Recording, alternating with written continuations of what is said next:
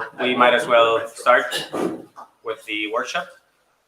I'm Pablo Carnero from RIVA, the Federation of European Heating, Ventilation, and Air Conditioning Associations. And I welcome you all to this workshop on the Smart Readiness Indicator. This workshop is co-organized by the 4 LIFE projects that received funding on the topic, together with the Smart Build for You project that recently came to an end.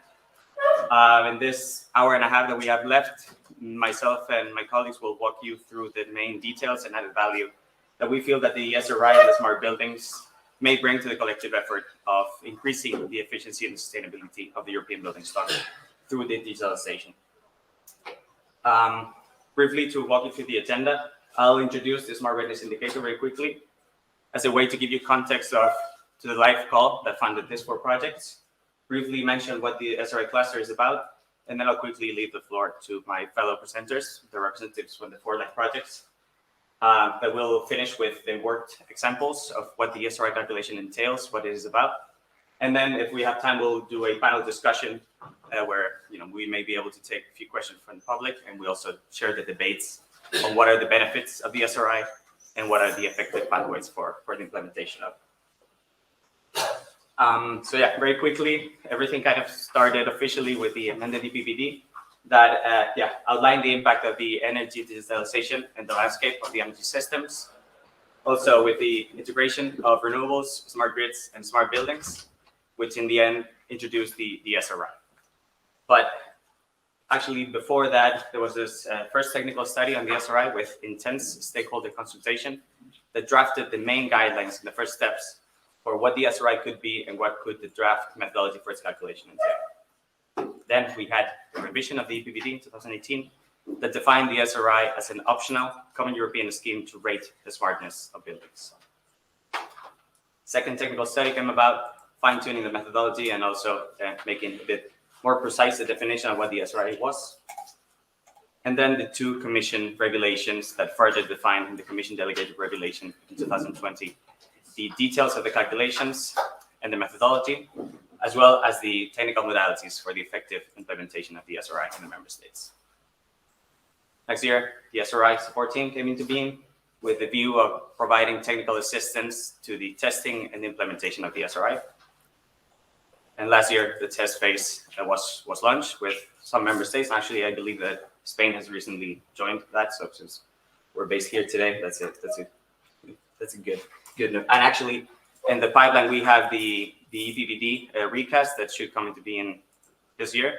Hopefully, the Spanish rotating presidency can speed up that process, and that may entail additional, news for the SRI, maybe even making it mandatory for non-residential buildings with great heating capacity, and also for the implementation of building automation and control systems. We'll see how that goes.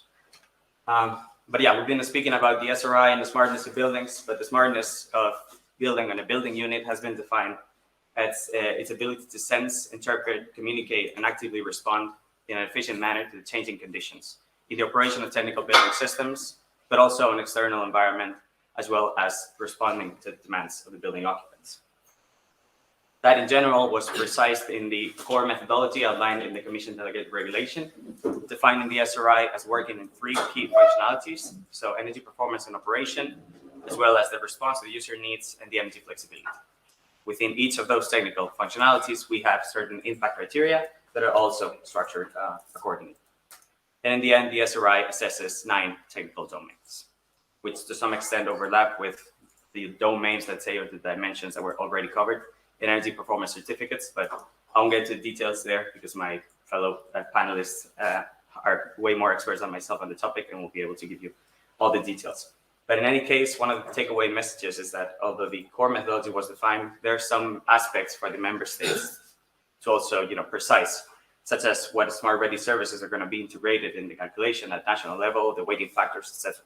The SRI support team has provided significant guidelines for this, but in the end, member states have a say on how to fine-tune this, and they are in the need, most likely, of guidance on this topic.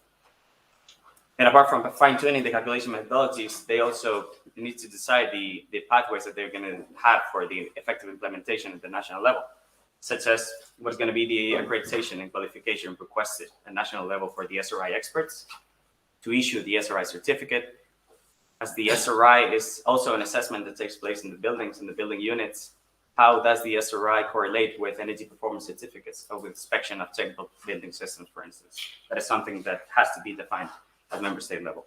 And as well, if the member states wish to pursue the test phase, or in the end, if they implement the SRI, they should establish infrastructure for the monitoring and promotion. So within this context that the SRI is defined at the European level, but member states are in the need of assistance in further defining their aspects of the calculations that are relevant for them. That's the context where the live call clean energy transition for the Smart Ready service was launched last year, basically with the objectives of promoting the smartness of buildings at European level throughout the implementation of the SRI, the market uptake of the SRI, as well as the rollout of ECT and Smart Ready technologies, with a view that laying that digital infrastructure is the needed foundation to realize the energy performance savings that the SRI has in store for the building stock. So yeah, having said that, the 4 live projects that were selected, funded under the live call are here today, and I'll give the floor to them in just a moment. But one important aspect of this live project is that under the coordination of CINEA, they have come together in this SRI cluster to foster close collaboration and to avoid as much as possible the overlaps of the different projects. So since we started a bit later, I'll speed up and briefly showcase the agenda that we're going to follow from now till 12:30. Is that I will give the floor to each of the projects, that they will have their own time to showcase the unique value proposition that the projects have. And in the end, we will have a panel discussion regarding the SRI implementation pathways, as well as the benefits that the SRI may bring for this collaborative effort, as I said before, to increase the sustainability of the European building stock. Yeah, I think I'm ready to give the floor to Regine for SRI to market. I believe all the presentations are here in the slide deck. So yeah, you're more than I'll stay here in this something. Thank you very much, Pablo. Good morning, everyone. So I'm Régis Decorme. I work for R2M, for the French branch of R2M Solutions. We are indeed a partner of SRI to market, but we are also a partner in this SRI support team that you mentioned, Pablo. So for us, indeed, the SRI is quite a strategic topic. And well, this presentation, so this workshop, you understood, we are not going to present I think every single live project, but instead actually every live project has been tasked in a way by the European Commission to act on specific topics to support the SRI deployment. And specifically SRI to market, we are let's say missioned by the EC to monitor the different initiatives by each EU member state in terms of the SRI deployment in each country. So that's the aim of this presentation, to give you an overview of how the SRI is implemented at the moment and in which stage of development it is in each country where it is, let's say, in progress. So to make maybe an overview, so you have some EU member states where there is what we call an official test phase, which means that these countries, they have sent to the Commission an official letter to state that they commit to test or perhaps to directly implement the SRI. And they also commit to provide feedback to the Commission on how this test is going to be successful or not. Okay. So these are the countries. So there are 8 EU countries which have already, let's say, signed such letter and sent that formally to the Commission. And then in addition, you have some additional test phases of the SRI, which are, let's say, for the time being more informal. They are not official from the Commission point of view, but many of them might become official very soon. And we believe that the live projects, which are in this particular workshop, can be really a trigger for these EU member states to switch from an informal test phase to an official one. And we might add of the SRI support team, and we want as many member states to commit officially. So really, we would be happy to have more countries joining. And actually, during the SRI support team work, we have moved, I think, from 4 to 8 EU countries now officially engaged. So it's already a great progress. And we will see that some of them really joined because of the, well, thanks to the LIFE project. So yeah, that's basically what this slide is summarizing. Again, you have the member states with the official test phase. They need to give some reporting to the Commission, but it's very light. And also it's very, there is no, difficult template to report on their test phase. The idea is that the Commission wants to make it as easy as possible for them. It's not the idea to add additional troubles to their test phase. And then you have the member states with an active interest in the SRI. And here at the moment, the various LIFE projects are supporting these member states with trainings, with tools, and with everything that they need to really, let's say, move to the next stage and to declare an official test phase. So now we'll go, well, one by one to give you an overview. I hope that you will find your own country in these slides, and I think they are in alphabetical order. So we start with Austria, and you see that for each country we mention which LIFE project is connected to these member states. So it basically means that they are Austrian partners in SRI to market, in Easy SRI, in SRI Enact, and so it means that these projects can or will definitely support those member states in their implementation in one way or another. So when a test phase is launched, you see that there are, of course, some different organizations, institutional bodies which are involved. So many times it's a ministry which is really committing to an official test phase of the SRI. But sometimes as well you have some energy agencies, and sometimes also those let's say public bodies, they decide to subcontract, for instance, to a research center, the implementation of their SRI test phase. So in Austria, you see that there are 4 organizations supporting their test phase. And what is particular with Austria is that they have a strong focus on energy flexibility, which is one of the components that you mentioned, Pedro. And this is indeed their key interest. They want to benchmark the SRI, how it works in terms of to assess the energy flexibility of a building, compared to some national methodologies that they already have, which are national ones in Austria, and yeah, basically they want to see if for them this is satisfactory or not. So that's really one of the main focus of their test phase. Then we have Croatia. It's also an official test phase, this one, yeah. And you see it's the Ministry of Physical Planning, Construction and States Assets, which is supported by an energy institute. And here it's interesting because typically we see that it's well, our LIFE project, SRI to market, which really was a trigger for them to declare their test phase, because of course it means they have resources, they are funded by the Commission to do some work, and so they will really leverage the resources that they have in this LIFE project to run and to implement their test phase. So we were quite happy because this was decided really in conjunction with the start of our LIFE project. For France, it's the test phase that we support more specifically at R2M.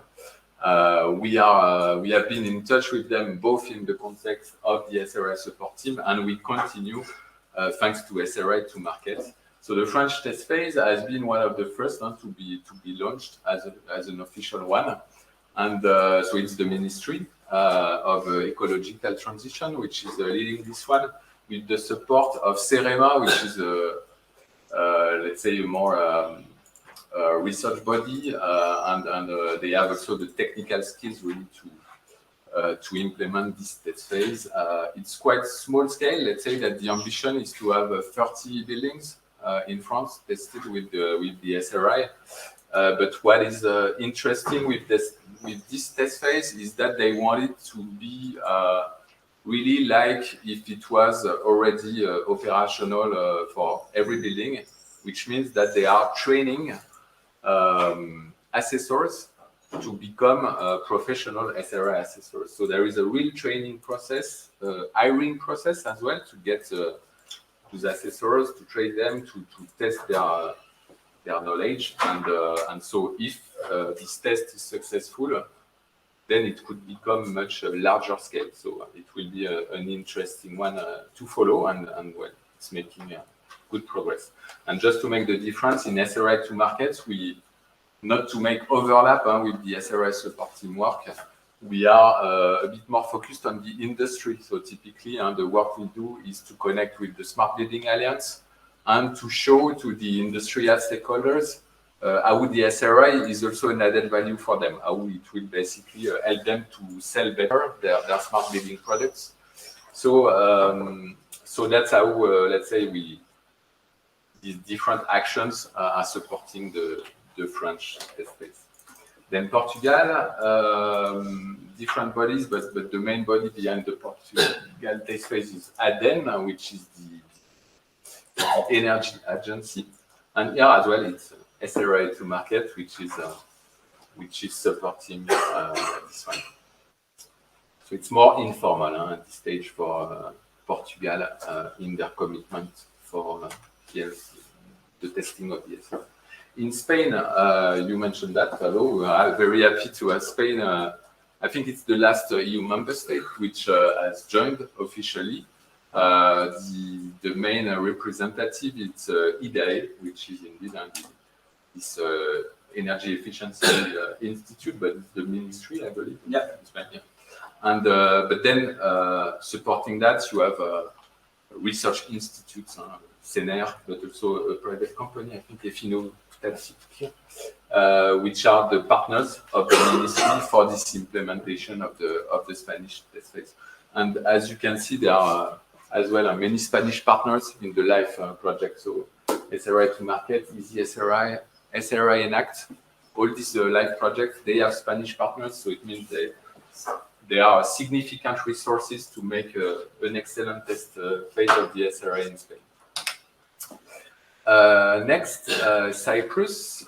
Cyprus as well, as you can see, is represented in 3 LIFE projects. So we are actually confident to move indeed, and I see Paris is there involved in many of these projects, and pushing indeed to have Cyprus joining as an official test phase. So we are indeed quite optimistic to get this decision soon. And here it's a collaboration indeed between the ministry and the CEA. And actually the same for Greece. So that's why we have these 2 countries on this slide, because it's the same kind of situation. We have here CRES, which is pushing quite strong to also have an official commitment. As you can see, there are the 4 LIFE projects with Greek partners, and Alain mentioned that indeed I think we have only Greek speakers after me, so we see that Greece, I think, at the next workshop will be will move to the official testers, and Cyprus as well. The test phase led by the Ministry of Industry. This one, I believe, is an official one as well, and it's yes, it will be conducted by a university, and they are planning for a 1-year test phase, and this one is supported by SRI Enact. Then you have those 6 countries. At the moment, there is no, let's say, it's quite early stage, but we have put them just because they are partners from these countries involved in at least one of the LIFE projects. So as well, there is, let's say, a good basis to start something in those 6 countries. And we know that, well, for countries like Italy, for instance, we know that there will be in Smart Square already a very large number of tests which are going to be conducted on many different types of buildings. So also really good progress in these ones. And then to finish, we have a few EU member states where there are no connections to the live projects which are presenting today, but still they decided to launch their test phase as well. So it's the case of Denmark. It's the case as well of Finland. Finland was also one of the early member states to commit to an official one. This one is quite a large scale, as you can see, 150 buildings, and it's a very similar approach to France. So they follow a quite professional, let's say, a methodology. They have a training for the assessors, etc. And you see that it should last around 2 years, so it's also quite a long scale. And this one is supported by Motiva, which is a company supporting the ministry for this test in Finland. And then Slovenia joined as well really recently the official testers, I think, close to Spain. And here as well, so 50 buildings are targeted in this one. And here they are supported by not a live project, but an Horizon 2020, which is called TimePack. So they have as well some external resources that they can leverage on for their test phase. And I believe this is the last slide. These are some of the activities that we will implement in SRI to market, but I think in the other live projects as well. So of course, as you can see, the SRI, it's an EU framework, but as you can see, and the approach from each member state is quite different in each, taking into account the national specificities. So this is something which we will consider, of course, as well in each live project. Then some live projects are also looking more specifically on the connections between the EPC and the SRI. There are a lot of similarities. So the EPC energy performance certificates, and in many countries, we think that the assessors, the ones who are going to do the SRI assessments, might be as well already certified EPC assessors, because there are a lot of similarities. It's kind of a similar process, although we are not evaluating the same things in a building. E-learning, of course, is very important. So it's something which will be a strong focus in SRI to market. We will develop training sessions, and all that is really required, of course, to upscale the various test phases. And then there will be pilot campaigns and, of course, national workshops to support everything. Again, it's not only an EU scale, top-down approach, but also something which will grow at the national level. That was the overview. I hope it was short enough. Yeah. Okay. Thanks very much. Thank you.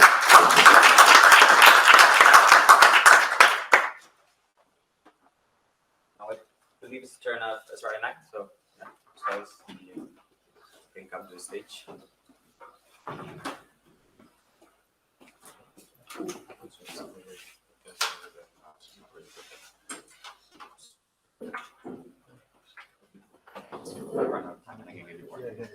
I'll try to be as quick as possible. So, hello everyone. My name is Apostolis Arsenopoulos, and I'm here on behalf of the National Technical University of Athens. I'm the first Greek in order to tell you a few things about our project, the SRI NACT. Of course, it's a member of the SRI cluster that he's told you before. Before diving into the details about our core activity in the SRI cluster, just a few words about our project identity. It started just a few months ago, the 1st of December 2022. It's about to last almost 2.5 years, and we have a consortium that comprises of 9 partners. You can see all of them depicted there, and 1 affiliated entity. These partners span across Europe and represent countries like Belgium, the Czech Republic, Austria, Spain, Latvia, Bulgaria, Croatia, Romania, and of course Greece. Some of them have already implemented their test phase. Some of them are now in the process of applying for the test phase, and some of them this is the case of Greece as well. We are trying to persuade them to apply for the SRI test phase. And this is why we conducted, not as NTUA, but one affiliated entity. They conducted, we were engaged as part of the stakeholder engagement activity, a feasibility study, and I'll tell you a few things about that as well in the next few minutes. The project objectives, and the first one is our core activity in the SRI cluster. We are mainly focused on the stakeholder engagement activities. We tried from the beginning of the project to design and develop a detailed methodology, stakeholder engagement methodology. So for as much as possible of the stakeholders to engage in the process and provide fruitful insights that will guide the whole process, especially in the countries that have no previous view of the whole activity, the whole SRI concept, if we can put it this way. This stakeholder engagement has the whole methodology has been established with an eye to end up providing national specific and tailored SRI methodologies for all of the pilot countries. And this goes hand in hand with the pilot assessment, the third objective, because drawing from these stakeholder activities, engagement activities, the final outcome of the project will be to train, to create, develop, to design and develop capacity models and training models. So we end up having 120 auditors, SRI auditors, that will assess in total 1,200 buildings across our 8 EU pilot countries. Of course, all these numbers and the stakeholder engagement activities wouldn't be possible if it weren't for the whole SRI cluster and the sister projects. The main focus on the stakeholder engagement activities doesn't imply that we haven't laid emphasis on developing methodological toolkits, methodologically based toolkits, and this is why we envisage to create.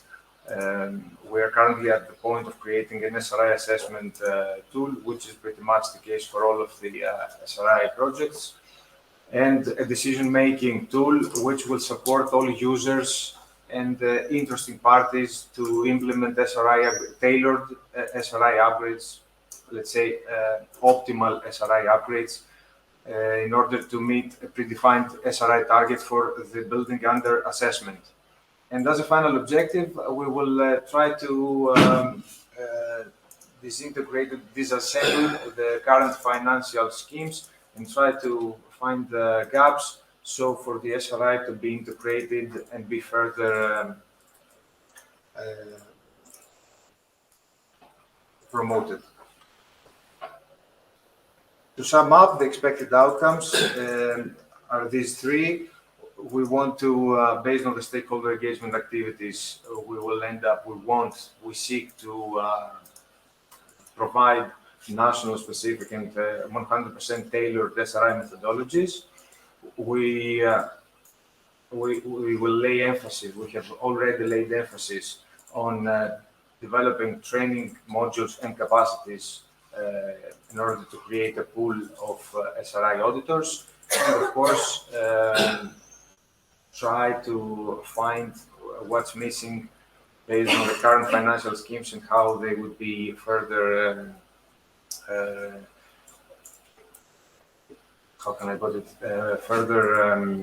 enhanced to accommodate the SRI elements.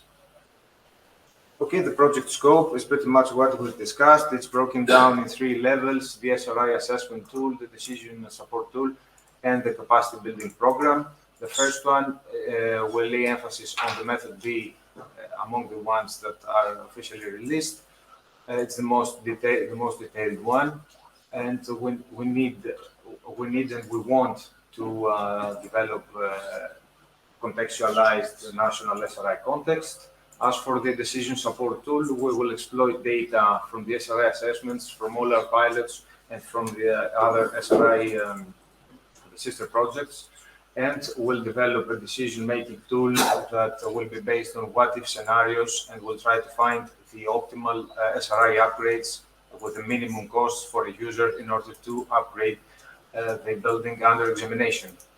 And of course, the capacity building program will develop an SRI guidebook, which will accommodate where all of the training modules, capacities, and detailed information will be included. Now, as for the co-creation workshops, we have, up until this point, we have managed to run, we have 9 partners. For the 8 of them, we have managed to run co-creation workshops where a large set of actors, both market actors, policy-making actors, which are heavily engaged in the policy-making process, have participated. Okay, this is the calendar because we have managed to do all of this stuff within the first 6 months of the project. And of course, the other SRI project, the sister SRI projects were represented as well, and without their help, nothing would be feasible. And I don't know why. The slide has been okay. In any case, you can see the countries. Key information about the co-creation sessions that were implemented, and some of the policy-making actors and the market actors that were actively engaged in the whole process for the Greece, Latvia, Bulgaria, Croatia, Romania, and the Czech Republic. There is only Spain missing, but it's about their co-creation session. Their stakeholder engagement activity is about to happen in the next few days on the 21st of June, in a few days.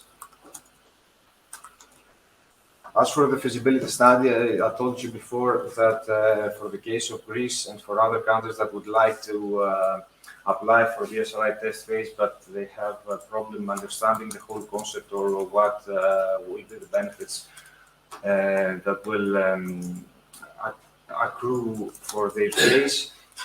We were part of the feasibility study that was conducted for our ministry. And this is some of the key challenges that were drawn.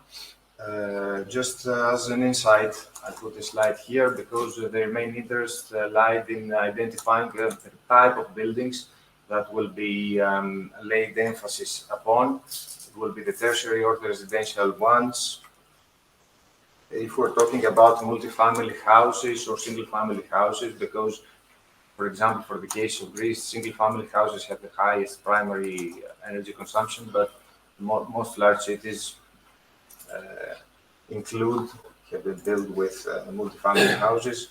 And as for the geographical regions and climate zones, it was was among the main points of interest because we have in Greece we have 4 climate zones. Half of the building stock is located in Zone B, but the energy consumption is much higher in Zone C. So this is pretty much what the interrelations between the challenges and what they should be laid emphasis on and be addressed in case of a country like Greece, at least. This is a brief but rather detailed map of the roadmap that we proposed to our ministry. It was accepted. We want to make this happen. We want to implement it, and we're trying to persuade to stick to this plan here. I don't want to go into more details. And as a final remark, the whole stakeholder engagement activities will be broken down into 3 separate steps. The first one will be the testing, which will start in September. This testing phase will be scaled up and will enter the replication phase where role of the engaged stakeholders and interested bodies and organizations will be part of the process. So for the whole SRI concept to be further disseminated and exploited. I think I was in. Okay, thank you very much. I tried to be as brief as possible.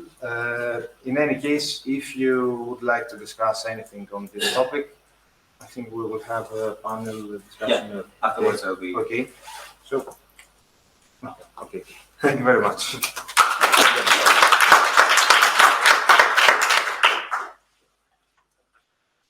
Now it's I's turn.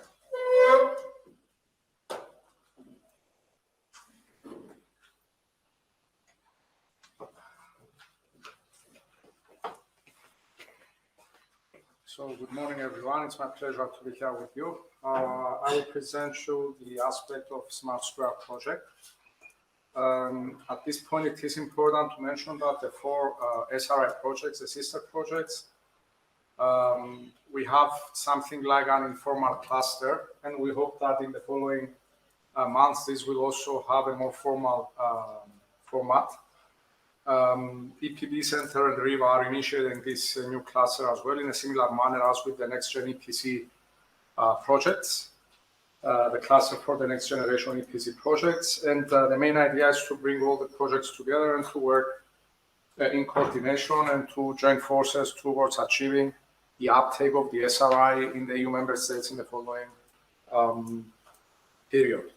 And also this informal cluster is also supported by the EU, by the Commission, and thus this cluster has regular meetings with CINEA and people working behind the development of the SRI. We had by now 4 meetings. And actually the rationale of this workshop is that each project has a field of interest for the further development of the SRI. And today the projects are presenting those fields in which they are responsible. For example, SRI to market is responsible for the national SRIs. The SRI Enact is responsible for training and development for the SRI. Smart Square is responsible for the development of the methodology with views on method C and how to further develop the operational SRI. And Easy SRI is in charge of the tools to be developed. So that is why the following presentation will be addressed and will be focusing on the tools for the SRI.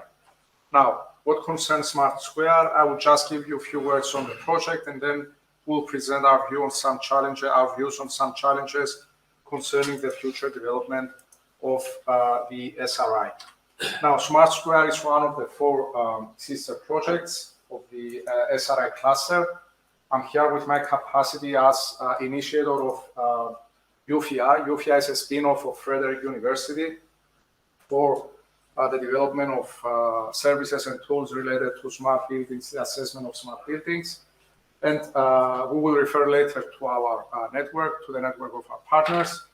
Now, our project, the Smart Square project, the main idea is to develop tools and services that will allow the uptake of the SRI and in the following years in Europe.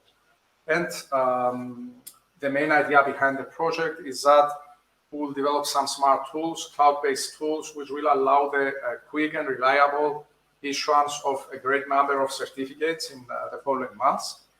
We will see later that we have a target for 10,000 assessments during the implementation of the project, with some smart tools that we want to exploit, like call centers or SRI days or other initiatives that we will present.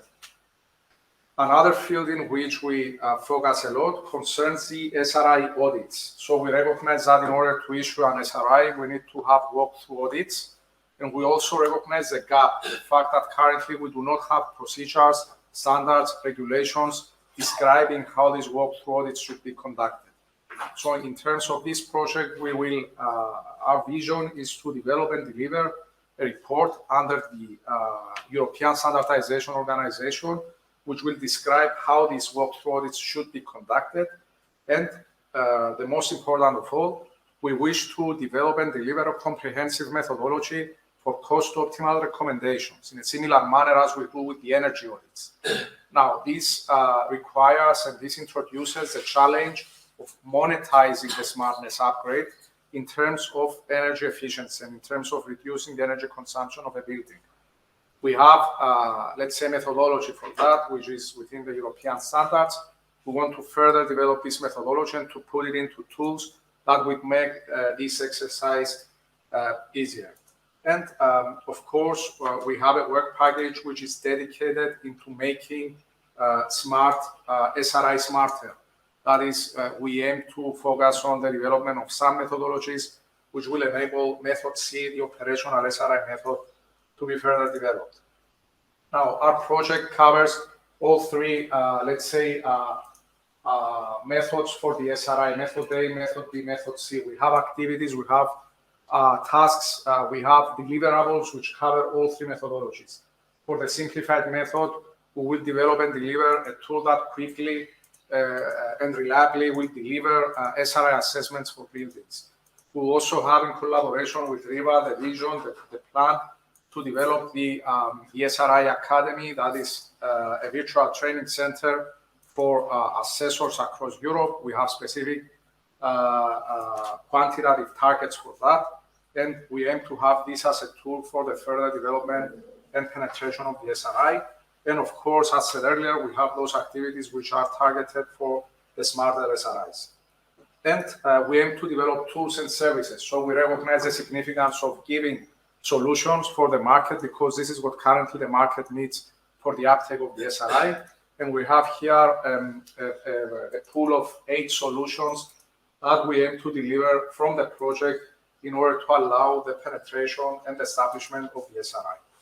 Now, what concerns our specific topic for today, and that is the walkthrough audits and the standardization. This is one of the contributions that our project aims to achieve during its implementation.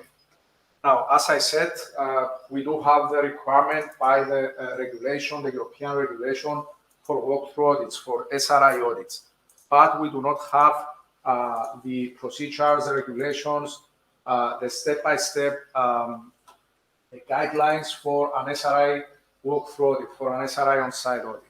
So our purpose, our, let's say, vision in this project is to develop these procedures and to deliver these procedures under the title of a European report, of a SEN report.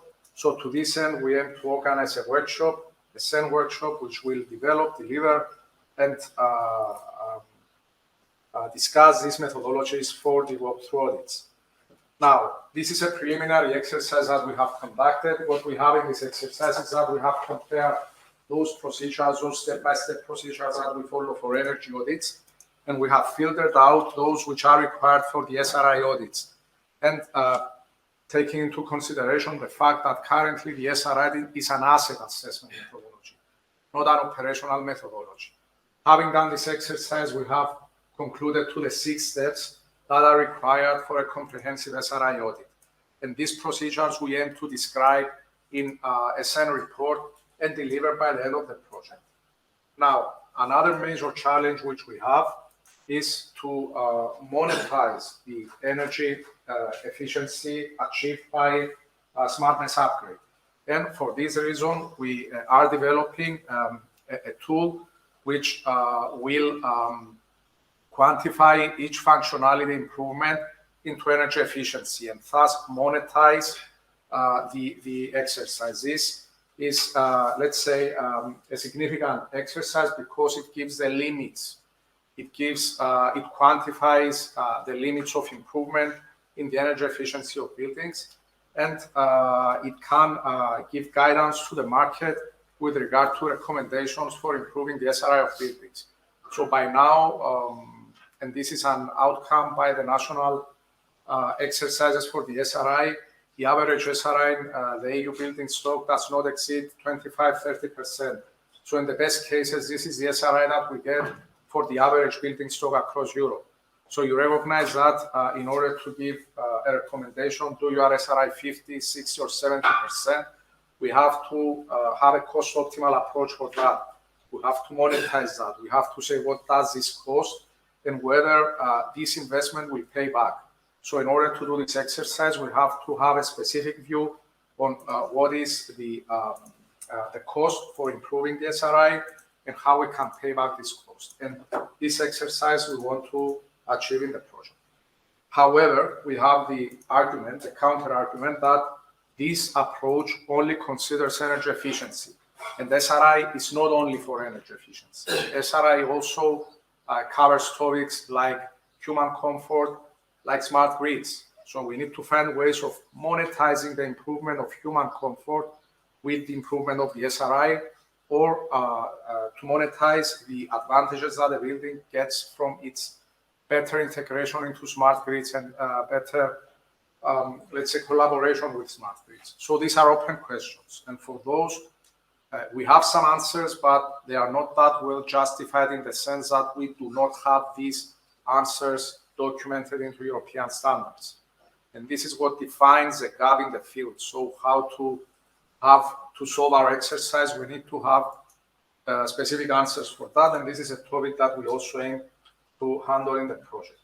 So this is our plan for the standardization activities. This is what we aim to achieve in the project. So we will analyze the current status. We will interact with technical committees.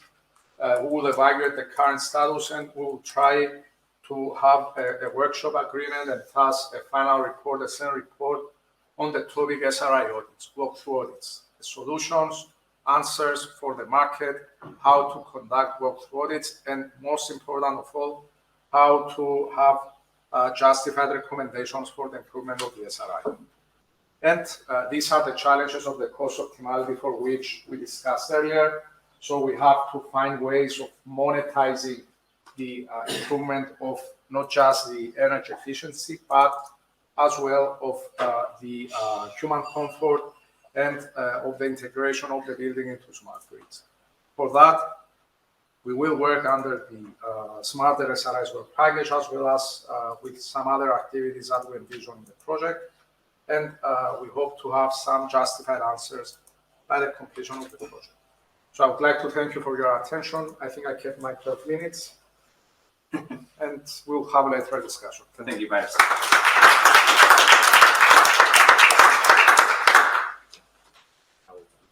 Because as presented to the stage.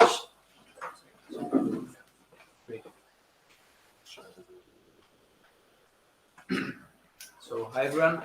I'm Nikos Katsaros. I represent the EasySRI project. I'm an electrical and computer engineer working as a research associate for the Center for Research and Technology Hellas.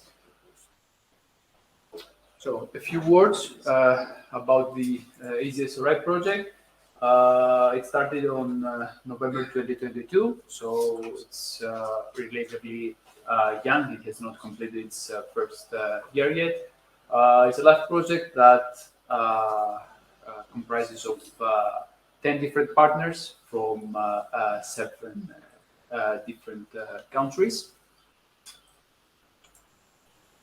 Its main objectives include the development of an extendable web platform that is expected to add as a basis for the effective implementation of the SRI, and thus allow the extension of the testing at all the EU member states level. Additionally, it aims to introduce additional parameters like the energy efficiency as well as financial aspects, and thus to give the users of the building a better perception of the understanding of the information provided. Additionally, it introduces a number of machine learning or AI-based services, which with tools that assess the building system's performance along with smartness, and are able to provide targeted recommendations to the users. It also the project also expects to promote novel business strategies with the adoption and stakeholder engagement of the SRI utilization, and also to contribute to current standards and also to integrate with other standards in order to leverage the utilization of the SRI in the European policy. These are the expected outcomes for results of the project. The main product of EasySRI is a single platform that combines three main components. One is the SRI calculation engine, an SRI wizard tool, and also an AI-based core engine, which, as I said, is expected to identify the best renovation solutions that increase the SRI score and at the same time provide concrete recommendations for the corresponding upgrades. Also, the project also offers services that aim to promote and take advantage of the rollout of ICT and smart reading technologies to promote also the SRI adoption as a standard for the efficient building operation, to generate new green and sustainable businesses, and to reduce both directly and indirectly the energy consumption in buildings. The project studies 6 pilot sites in Greece, Cyprus, Netherlands, Austria, Italy, and Spain. The expected impact of the EasySRI project. First one is the connection between the two different client groups. First one is the stakeholders who desire to renovate their building and increase their SRI score, and the other group are stakeholders who offer such services or products that can be utilized towards renovation. Also, the other impact is to produce a prototype that will be exploded as well as extended through the platform that acts as an SRI raising product, and also to introduce to the market and stakeholder engagement. But the main impact of the project is related to the implementation and the market uptake of the SRI. It will aim to speed up the advancements foreseen by the national provisions of Europe, and also to try to increase the adoption rate of these smart readiness technologies. Now I will give a brief diving into the SRI framework, followed by a small working example also for people that are not that familiar with the concept. As we've said, the Smart Readiness Indicator is a concept introduced by EPPD, acting as a common framework that is utilized to assess the smart readiness of buildings. The framework tries to evaluate the integration of these smart technologies to enhance energy efficiency, but also to promote the occupants' well-being. The concept has been developed collaboratively with member states and also stakeholders of the value chain.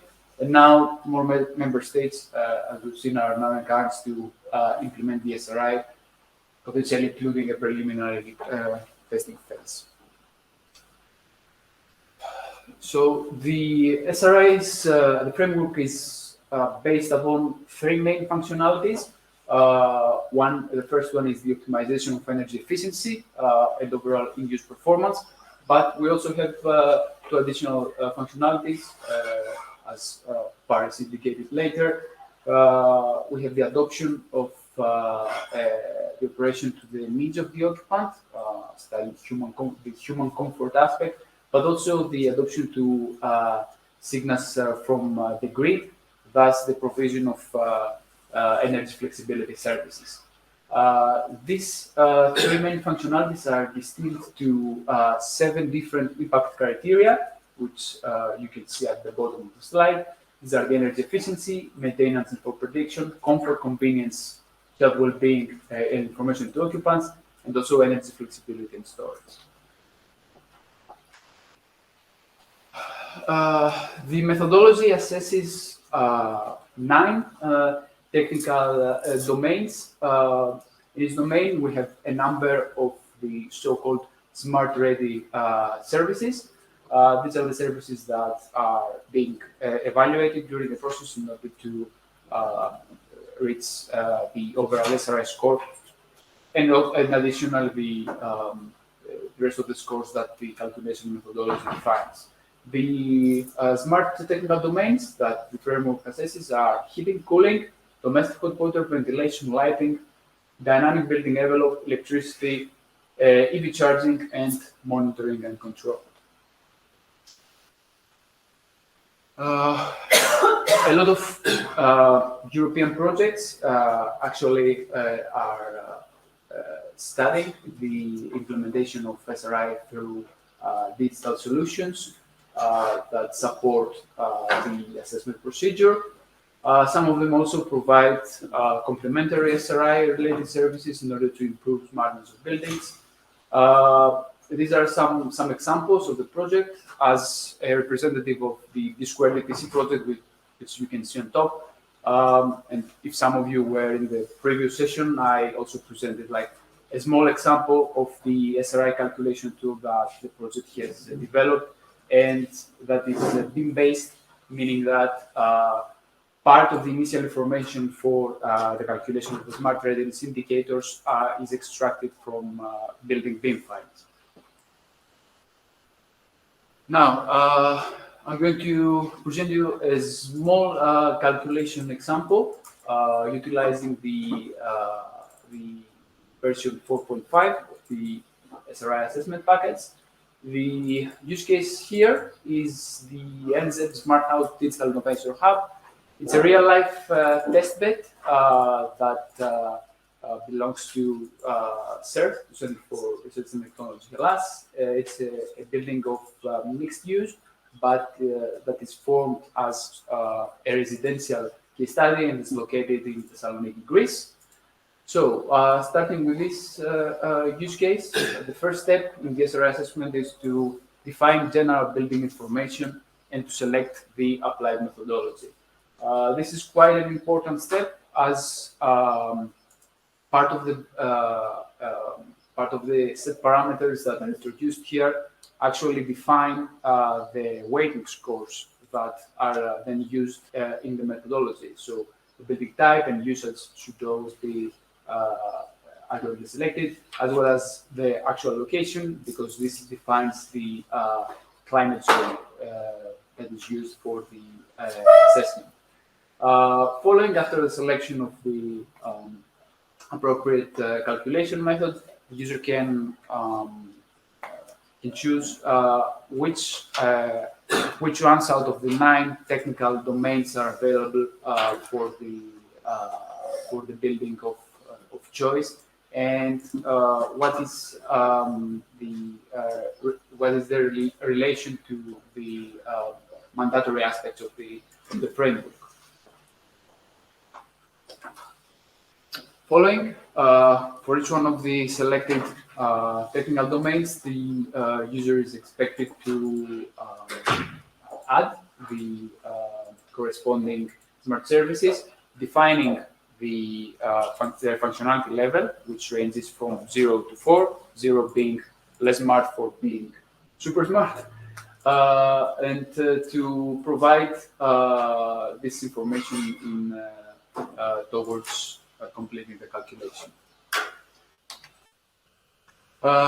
These are the weightings that the weighting factors that I talked earlier, and these are affected by the set parameters in the beginning. but they can also be defined by the user. This is what is expected with next versions of the platform to be for these indicators to be adapted or for new ones to be added for different member states. Finally, the provision of results. These include a total SRI score as well as an SRI class. These are two values that are easy to understand and to compare and be used to compare different buildings with each other. But there is also another layer of information which gets into more details regarding the assessment. These include the impact scores for each one of the 7 impacts that we explained earlier, the domain scores, also for the 9 domains that we showed earlier, but also detailed scores, which allows us to correlate the impact for each domain. But again, also the aggregated scores, which rate the performance of the building in each one of the 3 functionalities: energy performance, human comfort, and energy flexibility that we explained earlier. I believe that was all from my side. Thank you very much for your attention, and we're open for questions now, I guess, during the discussion. Yeah, thank you, Nick. I don't know if the panelists would like to sit here together. Maybe we can bring a couple of chairs.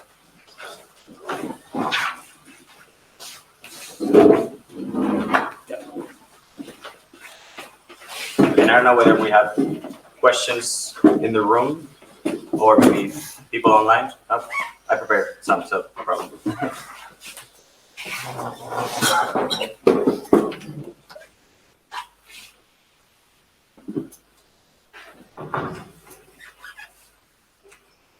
Here we go. About the slide, so.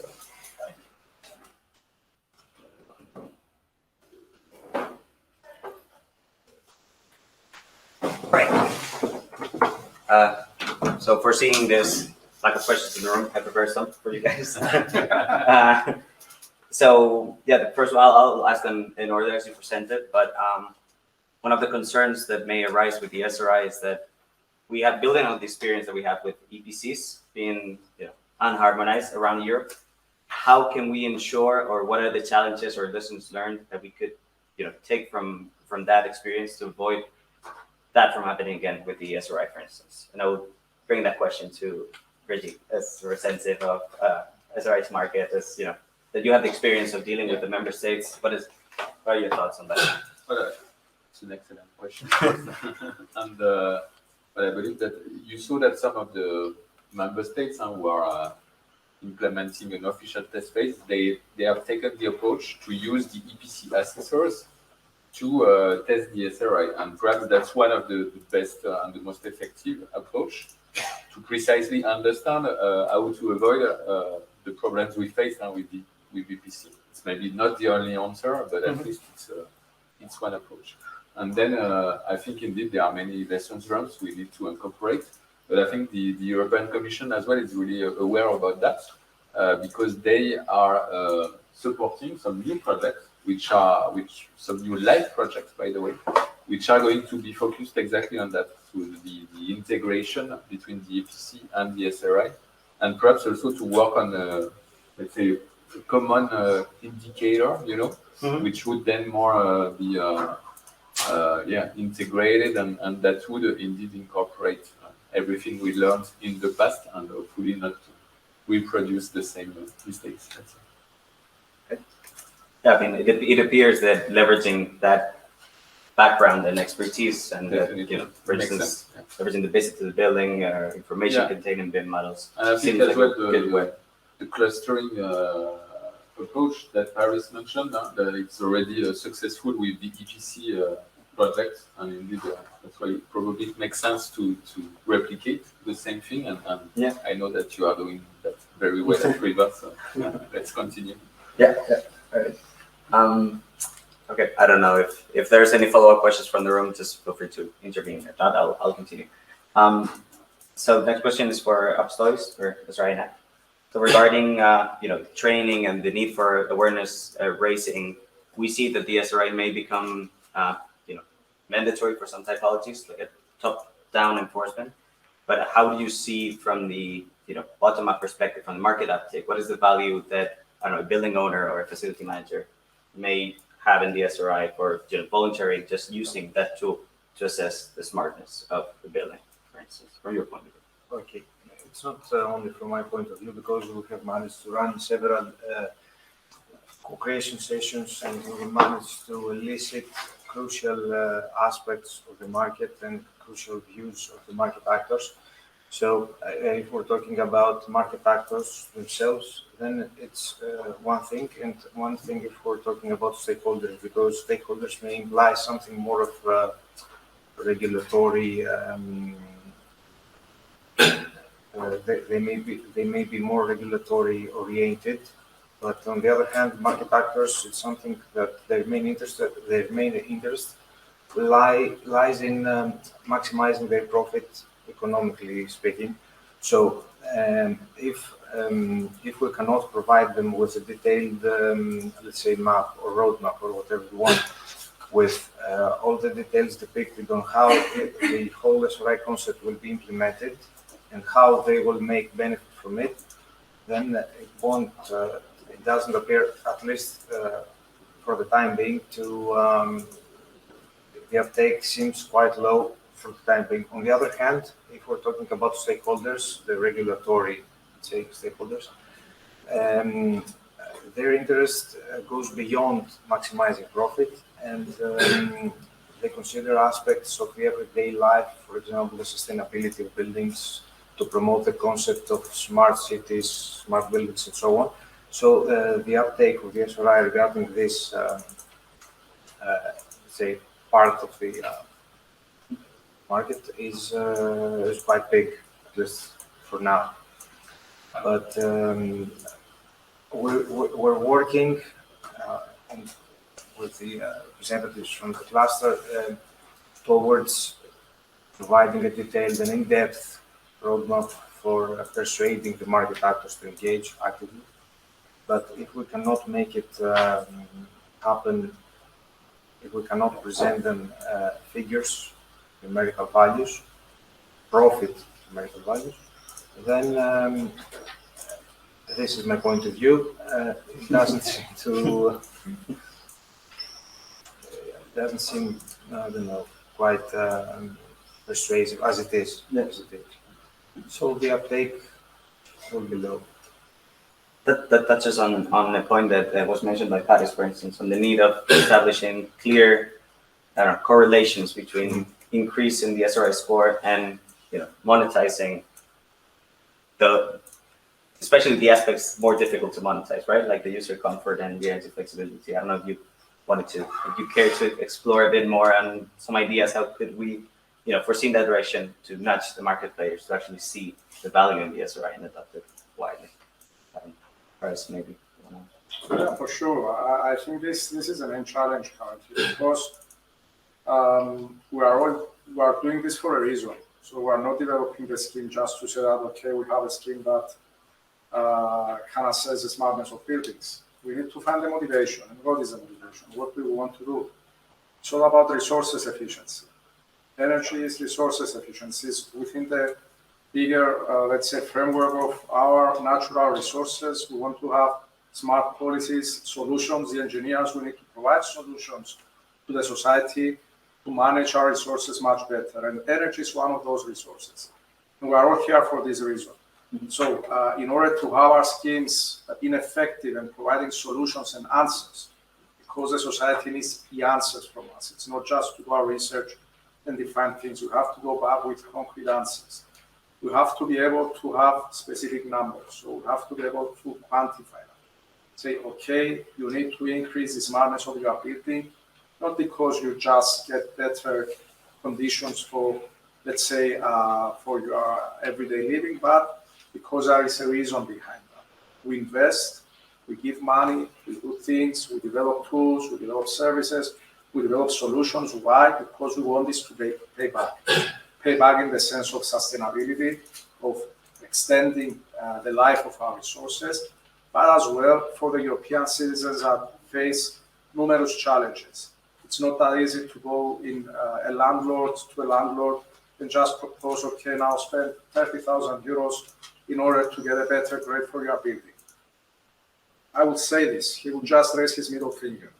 So we have to have a good solution behind that. Why should he pay that? Because after 5 years, after 10 years, after 15 years, this will pay back. This will come and give you your investment back. So we need to have a good approach on that, and this is what these projects should also be able to deliver.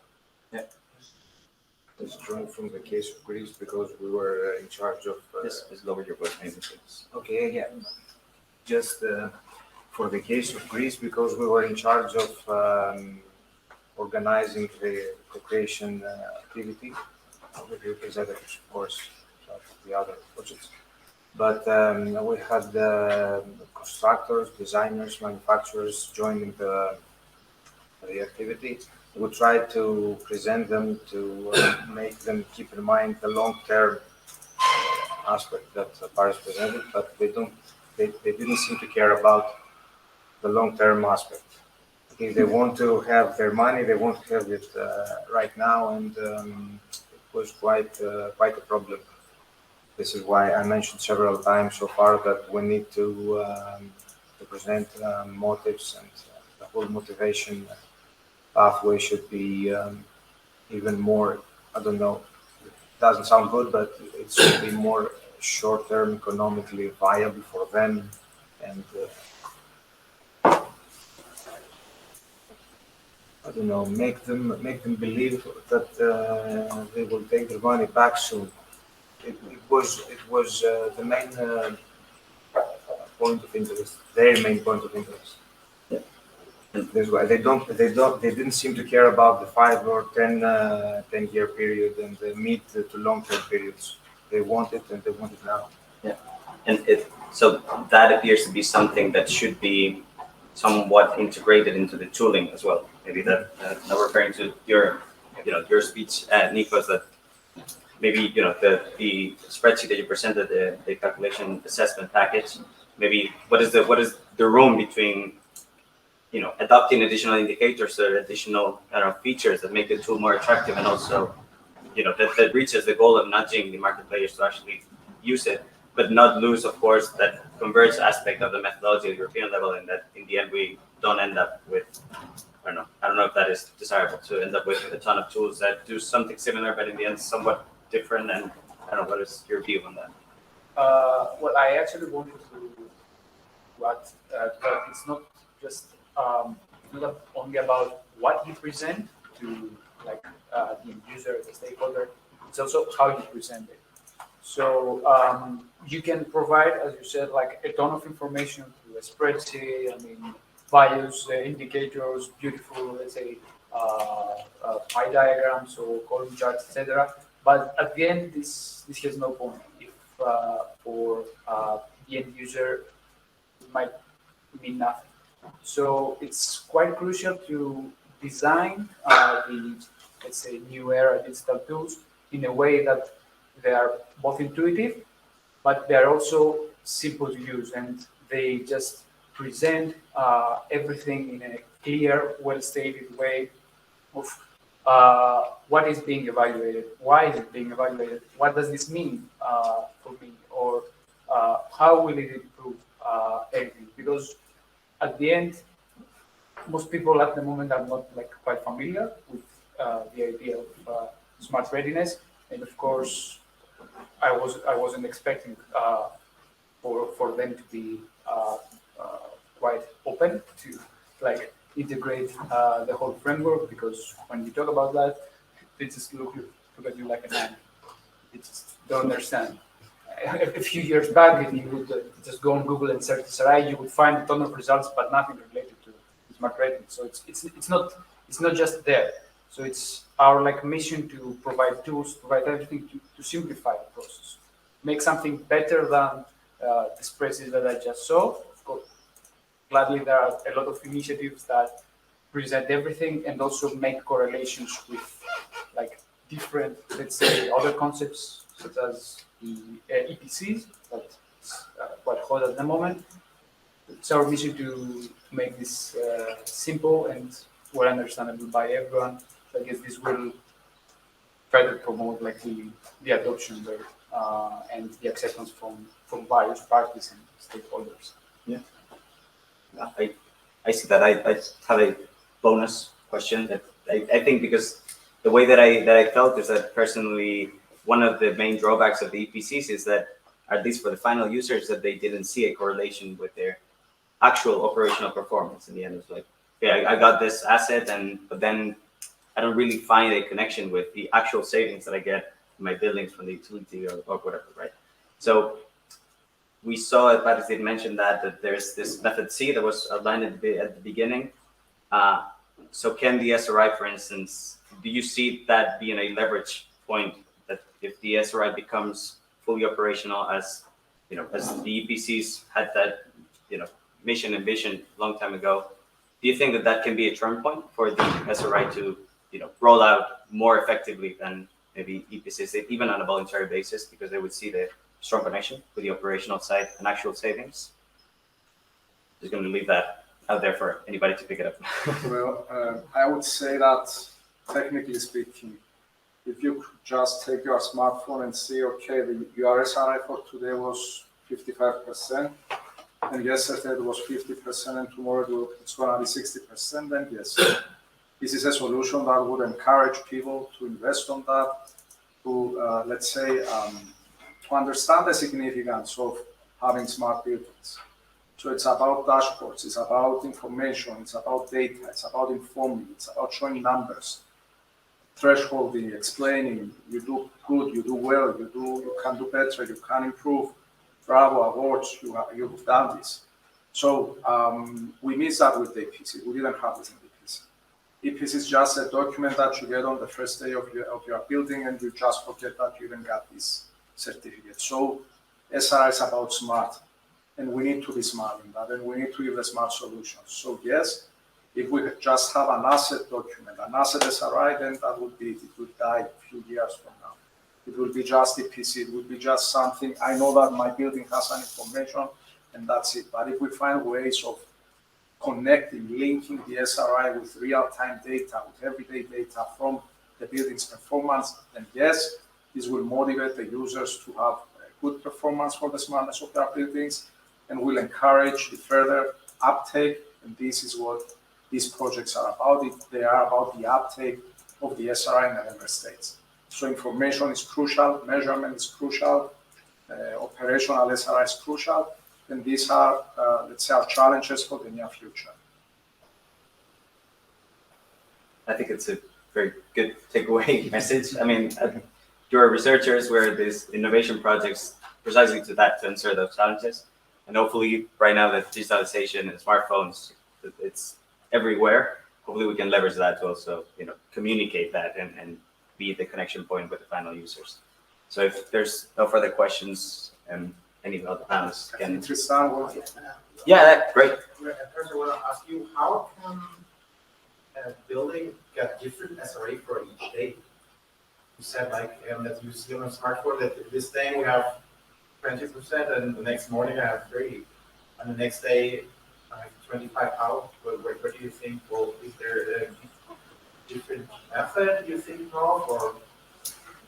So I can answer that in just 2 minutes. So at this point, we just have method A and method B, which are asset-based methods. The Commission announced that we should have in the future method C, which is going to be an operational method. We still don't have the framework for this method, but this is our challenge to develop in a similar manner as with EPCs. So currently we have asset and operational EPCs.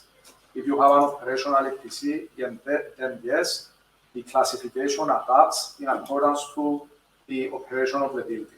So this is our challenge for the future. We don't have this now, but this is what we need to develop. We have achieved that with EPCs, at least at the operational level, and now we are trying to have our standards for that as well. We should try to find ways to do that with the SRI as well. Do you imagine leveraging on technologies like digital twins, for instance, or this kind of things? For sure. So our projects, I think we can have this question for this month as well. At least those projects that we have with CERT are heavily based in digital twins. So I don't know, Nikos, if you would like to.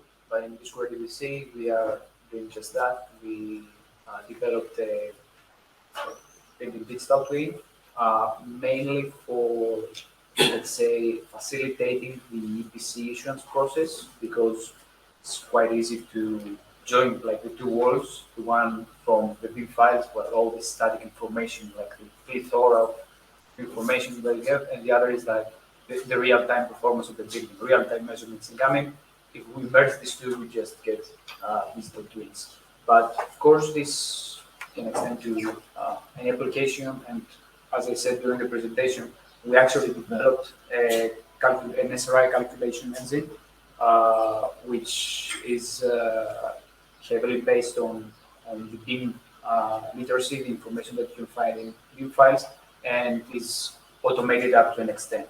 So we can just extract the initial information from BIM files, from the digital twin, and then use them in order to feed information for the calculation of the SRI. Of course, up to a level of information that we have. But maybe in the future, it will be like they can contribute to a fully automated process, always based on the BIM literacy. Something I would like to address to Paris maybe, since I think you're most involved in the whole method C idea. If method C is to be considered, what would be the case with the EPC issuing process? I mean, if I wake up today and I have 20% SRI score, and tomorrow morning I have a 30% SRI score, in this way, do the EPC issuance lose credibility or something like that? I mean, we're talking about trigger points, when to trigger, when EPC issuing will be triggered or an SRI to be issued. But if it changes so much day after day, what would be the case with the issuing process? I mean, if you manage to have a clear view of what I'm asking, just out of curiosity. No, it's very nothing clear. to Yeah, it's fine, it's fine. So we have two aspects that we need to analyze in this case. The first one are the corrections.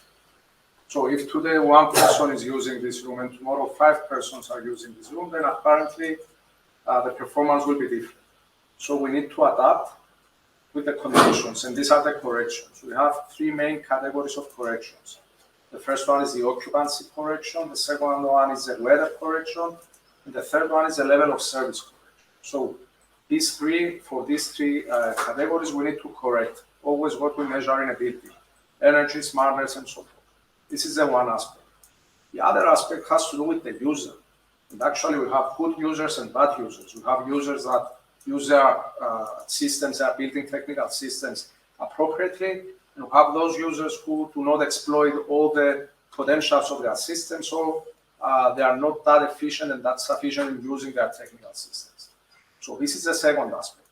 And with the operational approach, we can capture both aspects. We can understand what happens due to the conditions, and that would be the corrections. We can correct the measurements, but we can also understand whether we have a good or a bad user.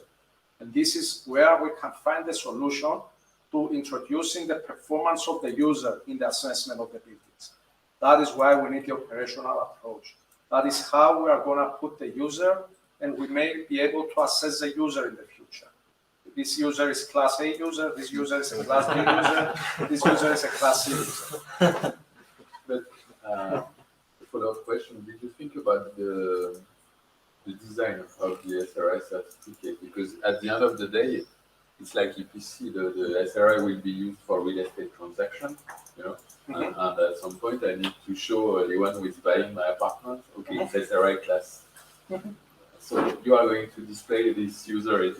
No, this You is will- There'll be a this reference is the user. big discussion that we have for the asset and the operational. The operational, we cannot replace the asset assessment. All right. We always need the asset assessment, yes, to have, let's say, a basis to compare all, let's say, our objects. This is the asset approach.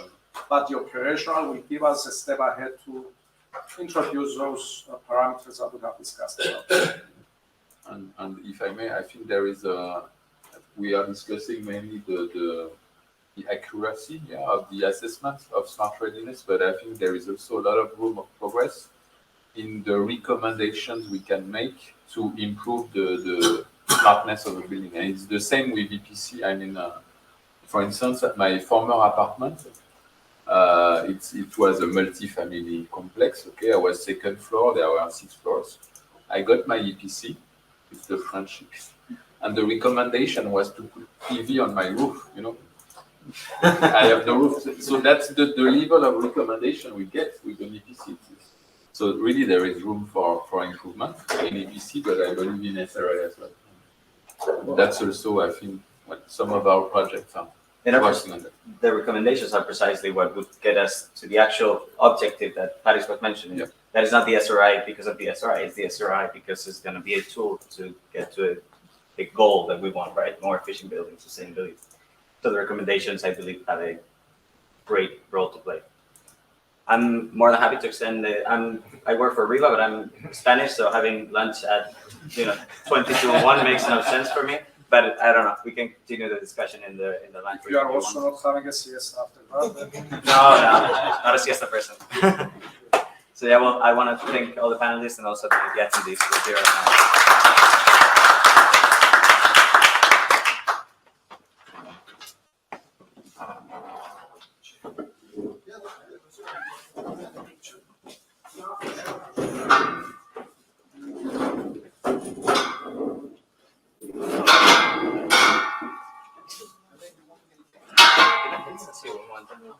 Como van a hacer unas fotos.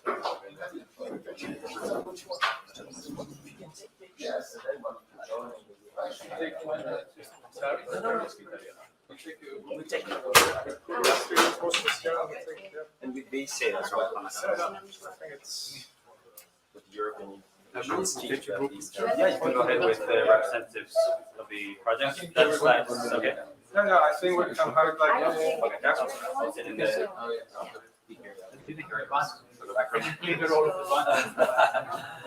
Who's missing? We are missing. Yes, somebody we're missing. Can you join us? I will drop this picture then with the agency. Right.